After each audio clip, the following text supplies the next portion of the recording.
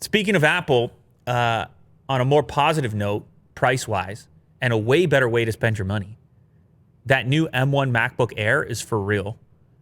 And tests are starting to come in showcasing the fact that even without a fan, even with a wedge-shaped design, even with a super lightweight 2.8 pounds, this thing is not thermal throttling hardly at all.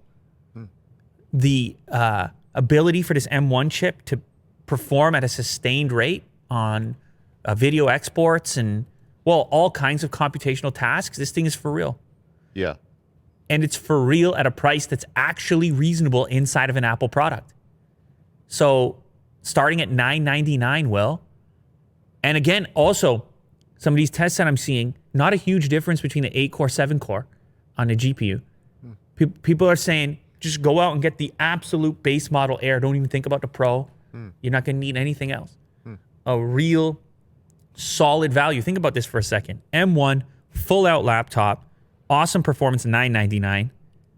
The Max headphones, $549. Yeah. Think about that for a second. All they do is play audio. Well, I mean, they do these fancy, but you see where I'm going here? Yeah. This is the opposite coming from Apple. They're over-delivering, in my estimation. And really one of the only advantages that the Pro model gets is a slightly better battery, bigger battery. It's 0.2 pounds heavier, and so slightly better battery life. If battery life is very important to you, you may want to go for the Pro model. But it's relatively insignificant between the two. We have the Cinebench numbers, Air versus Pro for the 13-inch models, and they're bang on. They're almost identical. Wow. Again, starting at $999. Battery runtime, on the other hand, the Pro for a web surfing test put together 1,223 minutes, and the Air put together 960 minutes.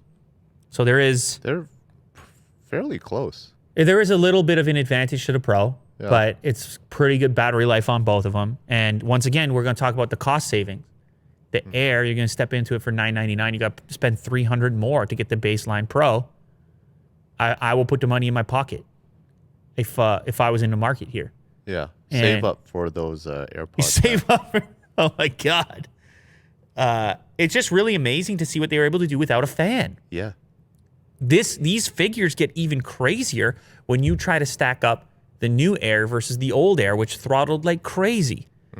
And then you're like, man, this silicon stuff is for real. But anyway, some cool tests coming through and more evidence that the M1 stuff is for real, and you don't need the extra. Oh, another thing, you probably don't need the extra RAM. A lot of this early testing is showcasing that with this RAM swap situation that's going on, 8 gigs is actually behaving more like 16 gigs on the previous platform. Do you tell me that the SSD is kind of like duplicating itself as RAM?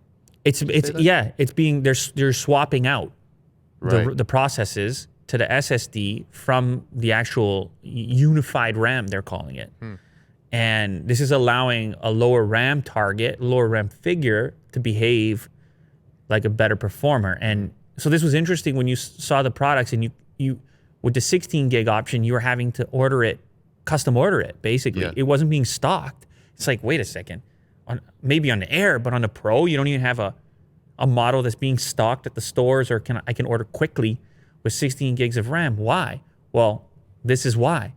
All the testing that I'm seeing coming out on YouTube, all the testing I'm seeing coming out on the various publications, most people in their tasks aren't going to need it. So again, just step into the baseline MacBook Air and call it a day and hold on to your cash. Complete opposite of the headphone situation.